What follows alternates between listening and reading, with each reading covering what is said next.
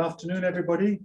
Welcome to the Africa Study Center. Welcome to the dungeon, as it were.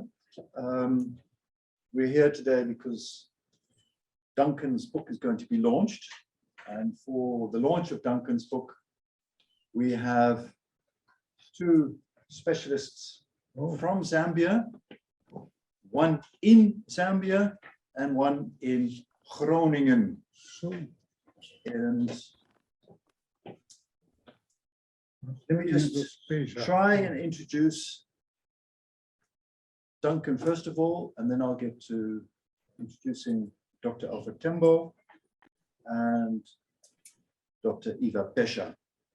I'm a little bit unprepared because I wasn't expecting to be chairing today's session, but our colleague, Dr. Stefano Bellucci, was called away due to health issues. And please bear with me as I try and muddle along with today. My first question to those of you here, present here, please switch your telephones to mute. That's the first thing. Second thing is I have to try and talk about Duncan's new book. And I'm going to talk a little bit about Duncan. Duncan is a historian of Central and Southern Africa, and his interests range a lot wider than that. He came to the Africa Study Center from the Institute or the International Studies Group at the University of the Free State, and prior to that, he completed a PhD in Oxford with a dear friend, Jan Georg Deutsch. He's been a visiting fellow at the Huntington Library in Los Angeles. He's been at the Norwegian University of Science and Technology in Trondheim, which I think is always a nice thing. And if you want to know a little bit more about Duncan, you can follow him on Twitter at Mining History. But even more interesting is Duncan's personal website, which has detailed overview of his research, his publications, and his publications are extremely impressive for an academic of his, how do you say this politely, your trajectory through academic life. Duncan has one monograph, which we'll be launching today. He has 2 edited books, 12 journal articles, 7 chapters, at least 10 review essays, and he's given an excess of 65 professional lectures in the last 5 years.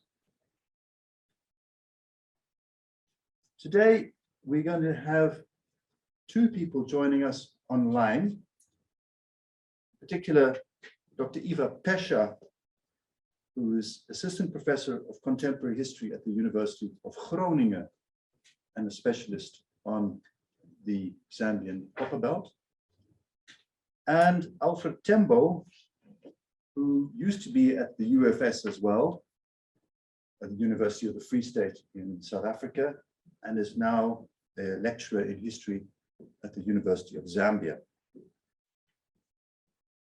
We're going to be launching Duncan's book, White Mineworkers on Zambia's Copperbelt, 1926 to 1974, in a class of their own.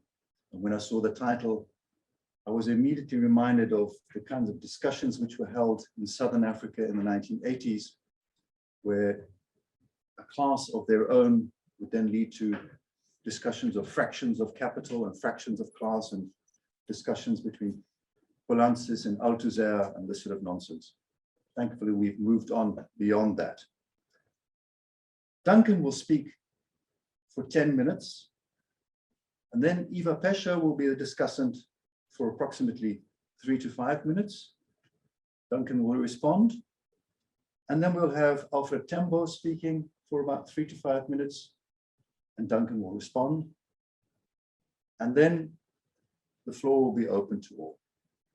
Those of you who are attempting to follow us online, please put your questions in the chat.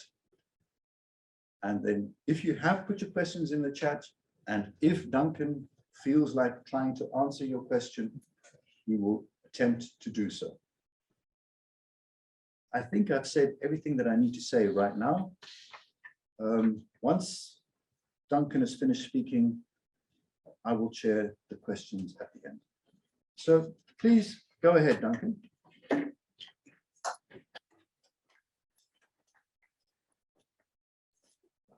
Jeffrey, thank you very much for that introduction, which customarily was far too kind. But I must begin with some further thanks. First of all, thanks to Rick for organising the technical side of things and the practical arrangements. Thanks as well to Alessandra for helping with the organisation and for all her help and support as editor. Thanks to the ASC for hosting the launch, and of course thank you to Alfred and Eva online for agreeing to be discussants, and to everyone for attending on what is a gloriously sunny day to be sitting in the basement at Duncan University. So I want to begin with a bit of a description about how my book came about. In the most straightforward account, it's drawn from my PhD research, and so has occupied quite a lot of my life to date, as I began my PhD in 2012. But it had a bit of a convoluted journey from the PhD, in the sense that this was not the topic I set out to look at. A lot has been written about the Copperbelt. The region is probably one of, if not the most closely studied parts of the African continent. And this has been the case now for almost a century. It was seen by many scholars as a crucible of a wide-ranging social and economic transformation triggered by the opening of large-scale industrial enterprises, urbanization, and social change. For this reason, it didn't really interest me when I started my PhD, because I thought you have to write on something different. And this topic, to draw a mining metaphor, is exhausted. There's only so much you can take out. But when I then began my research in the National Archives of Zambia, thinking I was going to write about the end of empire and decolonization, which were topics a lot of people were working on when I started my PhD, I came across lots of unexpected files. And I started coming across these huge, thick volumes, all with titles like White Workers, Strikes and Disputes, volumes 1 to 8, that I didn't expect to encounter, in a sense that the language and the forms of organization I was reading about in these files were quite familiar to me from British industrial history, but they seemed to me to be describing a people who were out of place and acting in a way which was totally inappropriate in a colonial context. This was not the image I had of white settlers and how they would interact. But the thing which astonished me most of all was the extraordinary privileges this group had. And yet, despite these privileges, they seem to be almost permanently dissatisfied. It's, the white employees of the copper mines were paid enormously high wages, had subsidized housing provided for them, all kinds of leisure activities. Many drove Jaguar cars, sailed yachts on dams, formed flying clubs, but they also went on strike almost every year. And this was noticed at the time. The South African mining magnate Ernst Oppenheimer commented after one strike The people entrusted with the opening of this enterprise did not create a mining camp, but a mining utopia. The whole thing is like a dream town, something which, if mining is carried on in paradise, one imagines it to be like. One might imagine that our workmen, who had all these favors forced upon them, would be grateful, would be loyal to us. Not a bit of it. All of them are Bolsheviks. Now, nothing has remained of this world that I was reading about. There is no trace of the collective organizations I read about, of the disputes are all now long gone in the past. The mines themselves, of course, still exist, but almost everything else has changed. And this was interesting for me in another sense, in the sense that, as I see it, the writing of modern African history is often about drawing broad continuities between the events of the recent past and present-day realities. And we can see in many cases how the events of the recent past have shaped the situation we see today. But in this situation, things had changed in really quite major ways over a very short period of time. How the subjects of my book lived, understood their place in the world, related to each other, and formed their identity are all quite different to today. And that even the people who had formed these groups were scattered across the world. And I interviewed people over this research in all sorts of places. And this comes really to the first point I wanted to make about my book, which is that we're accustomed to thinking of whites in colonial Africa as settlers. That is, people who settle, who arrived from one place, forcibly seized control of a land and people, and position themselves as the new permanent inhabitants of the land, and try to retain this position. This is especially permanent in southern Africa. This didn't really fit with the group of people I found, none of whom seemed very interested in hanging around for long enough and they could make a quick buck and move on again or move up in life. I started to see this group as really a highly mobile global workforce who just kept popping up in mining camps all around the world, which presents a certain difficulty for a research methodology. But we can come on to that. Now, as I began to look at this more, I developed an argument that this was not simply an interesting or unexpected feature of this group, but it explained something about how they saw themselves in relation to the world and how they acted, in the sense that their international connections and mobility shaped their identities, the way they engaged in collective struggles, the forms of organization, and their own movement patterns. In a sense, why these international connections shaped why these people thought of themselves as workers and why they thought of themselves as white.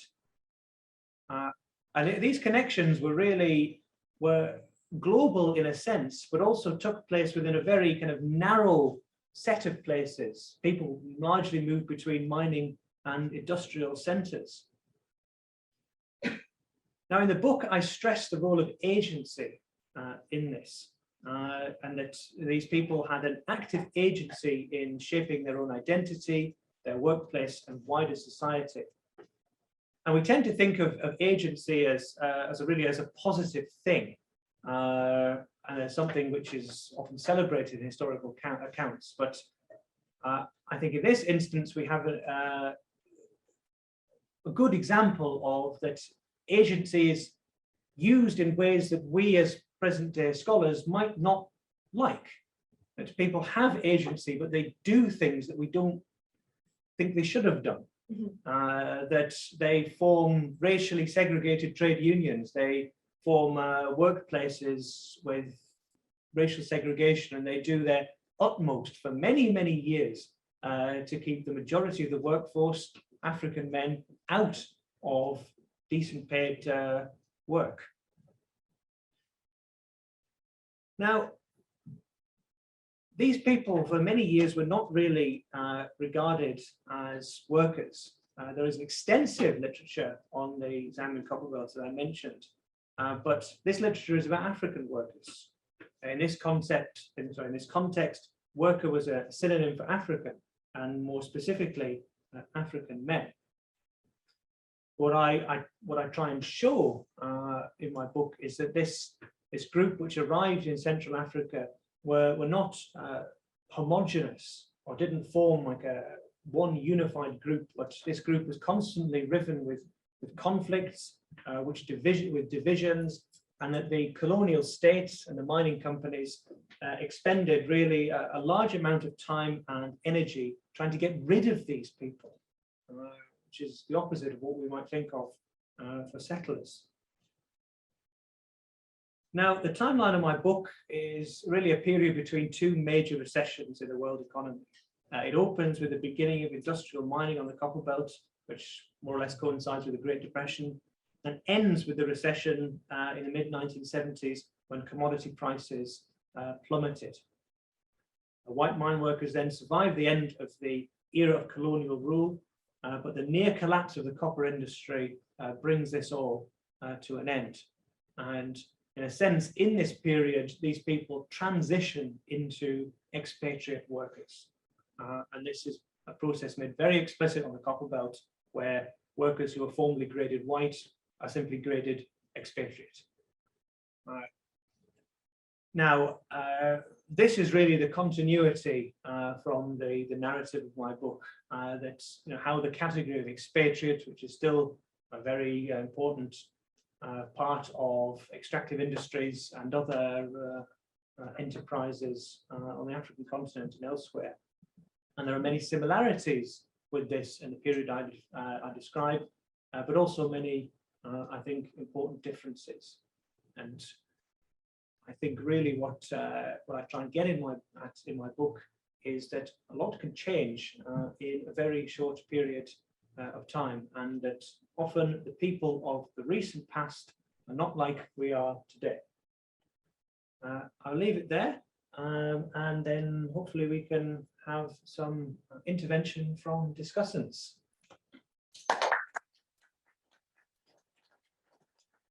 So if all goes well, thank you very much. Sorry, I'm supposed to say these kind of things. Sorry. Thank you very well. Thank you very much.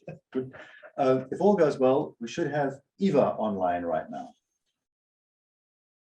Yes, thank you very much for having me. I was really looking forward to being there with you physically in Leiden, but the trains weren't working in my favor. So here I am back in Groningen. I'd like to start by saying how extraordinarily well-researched Duncan's book is. He's conducted archival research on 4 continents and many different countries and different archives. I had the pleasure of reading his book when it was in the manuscript phase. Brill sent it to me, and I made some comments. Some were hopefully useful, some might not have been. And when I was trying to get to Leiden on the train just now, I reread the introduction, and I was struck by how much he had worked on it again. I mean, a lazier person would have just said, well, these comments, I'll do with them whatever, but Duncan really took them to heart and reworked the introduction very thoroughly. So I think that says something about the type of scholar he is. I wanted to start with a bit of a personal anecdote.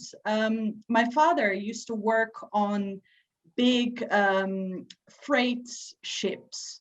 He was a captain on them, and he visited basically in the 70s and 80s most countries in the world that had a coastline, but he would only visit them for a day or two when they would get off and reload and load up on fuel and things like that. So he had a very particular view of the countries that he visited. And this is quite different from what Duncan describes. So Duncan describes the white mine workers in Zambia also as a highly mobile workforce with relatively few connections to Zambia as a place and the Zambian Copperbelt and people there. But I would like him to say a bit more about the paradox of the fact that these workers were not necessarily connected to the Copperbelt, but they did in the end leave a lasting legacy, which he explores in the chapters of his book, on the African mine workers and the Copperbelt population as a whole, because their militancy informed, for example, the strikes in 1935, in 1940, and in 1966. So I'd like him to say a little bit more about this paradox of not settling down in Zambia, but still leaving long-lasting legacies on Zambian mine workers and the population of the Copperbelt as a whole. And my one real question I would have is, you talked about this again in your presentation just now, the fact that the Copperbelt is one of the best researched places in Zambia and in Africa for that matter. And we've just come out of a kind of renewed boom of Copperbelt scholarship with new research projects, new researchers attracted to the area. Would you say there is any topic of Copperbelt history left that is still worth exploring? Thanks very much. Yeah, thanks very much, Eva. Look, one of these things I've wanted to do for a long time is to track the number of scholarly publications about the Copperbelt against copper prices, because I reckon the cycle of boom and bust follows much the same pattern. But first, I want to talk to you about your the first comment you made. That's yeah.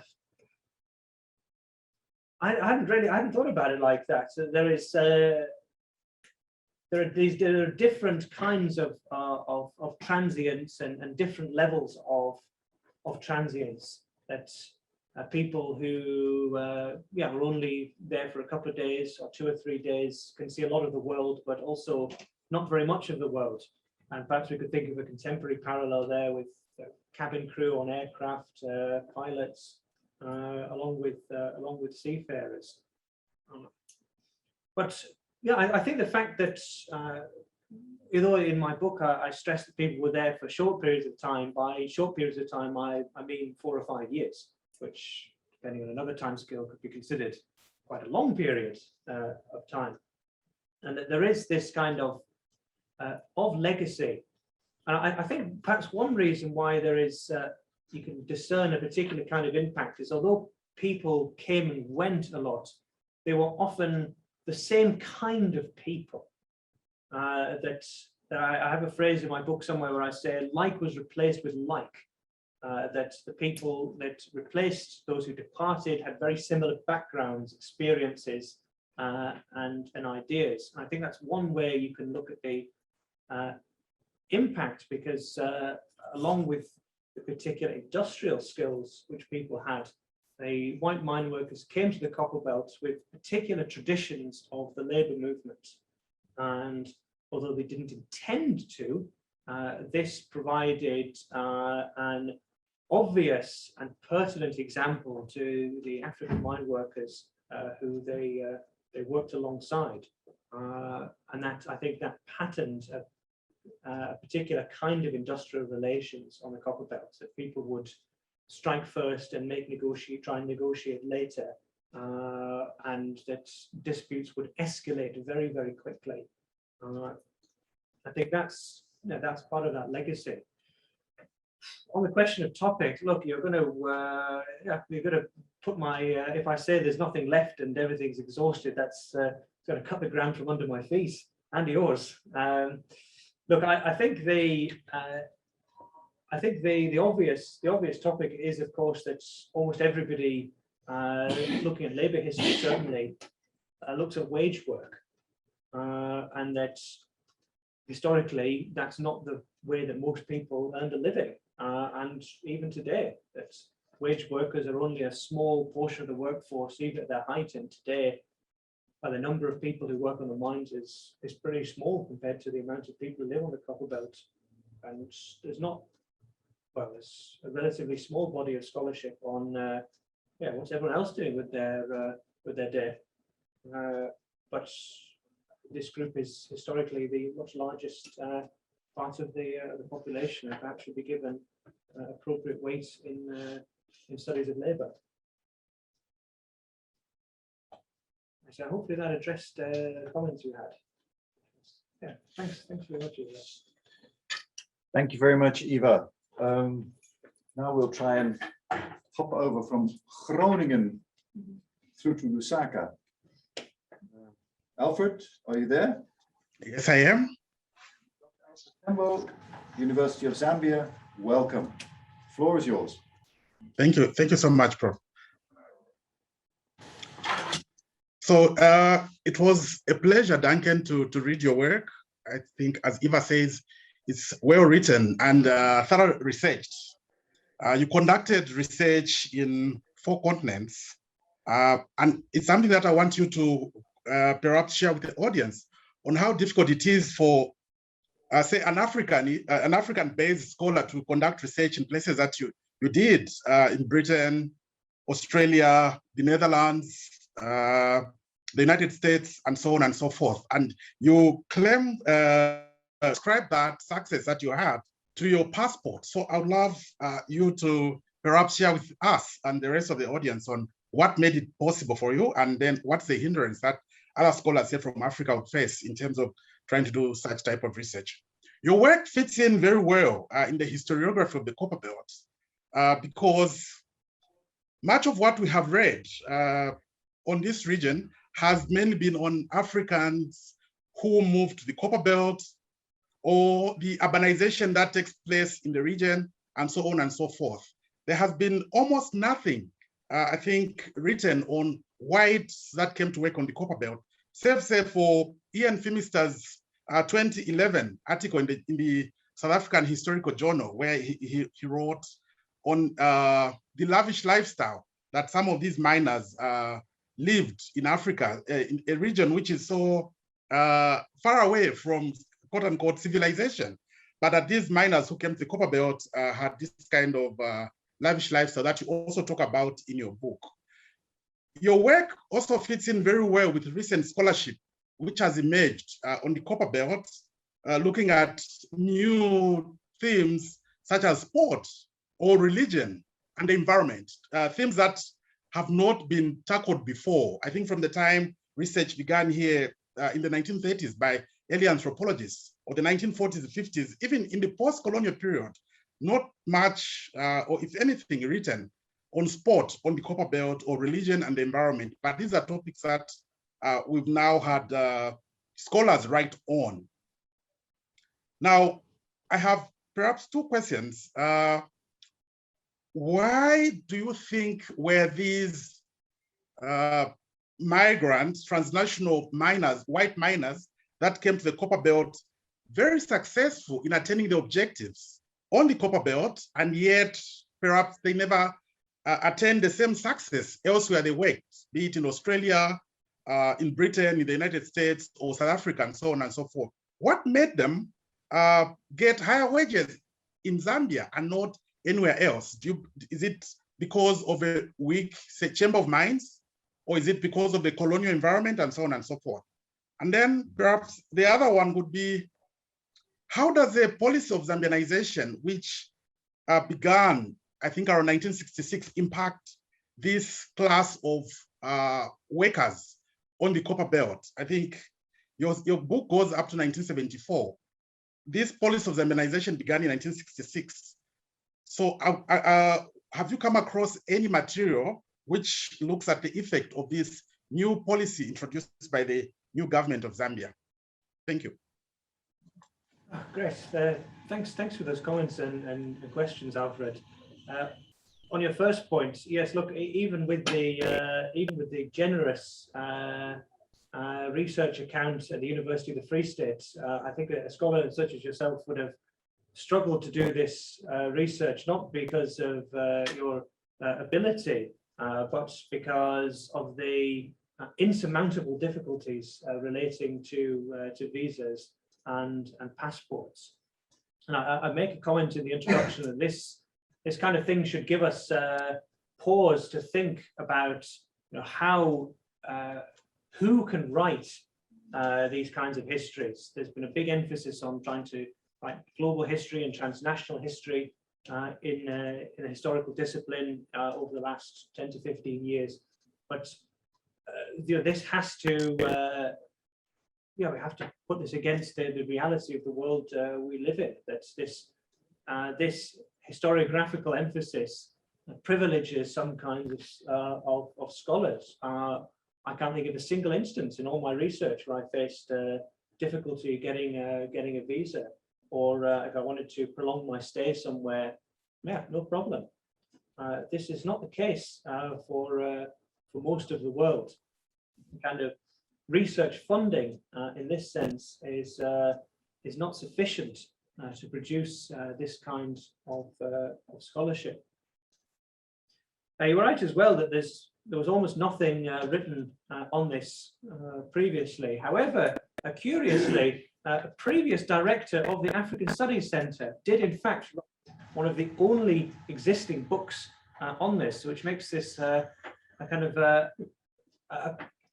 pertinent place to launch this book. That's the legal scholar and ethnologist Hans Holleman wrote a book in 1973 called White Miners, I think, on the Copperbelt. This was based on his study done by the Chamber of Mines at the time, 20 years previously, but then well, he had to wait until the Chamber went out of business before he could publish it, I assume. A great question as well, Alfred, on why these migrants are so successful in Zambia and more successful than elsewhere. I hadn't thought about that so much, but you're right that in the book I argue that the whites who come to the Copperbelt are constantly comparing their wages and conditions with other mining regions, but by the 1950s they're paid so much more it doesn't make sense to make those comparisons anymore. And to hazard a guess why they're so successful, I would say two reasons. One, they are in the fortuitous situation that they have a major economic boom after the Second World War. The copper prices rise much higher than other minerals, metal, which is not the case so much for people mining gold or coal or iron, but also that they are much more successful at maintaining a color bar and racial segregation on the mines, even more than their counterparts in South Africa. So not only is there a big boom, but they're more successful at getting at keeping the fruits of that boom for themselves. And they keep this up for almost 30 years. Zambianization, I think, has a complicated impact. Zambianization, quickly, is a policy introduced after Zambian independence to replace white miners and Africans from other parts of the region with Zambian nationals on the mines. But this really didn't involve, as I argue in the last chapter, a kind of a straightforward replacement. This involves a kind of a retraining and re-skilling of the whites on the mines to become more of a supervisory workforce by the early 1970s. And I think this assists with their transition towards becoming expatriate workers, that the mines, their employers identify them as a group who are supposed to possess particular supervisory skills because of their racial identity, and they then train them. So this becomes a self-fulfilling prophecy. They get the training, and so they do have these skills. And then they take these skills elsewhere when the copper industry in Zambia almost collapses. And a lot of people I interviewed who started with relatively normal jobs on the Copperbelt in the 60s, went on to have very successful careers around the world in the 1970s 80s and 90s. And so in some ways, the way that the policy of Zambianization, the way that was implemented, backfired on a lot of the Zambians who worked on the mines, who did not receive the same kind of training. I hope that addresses your questions, Alfred.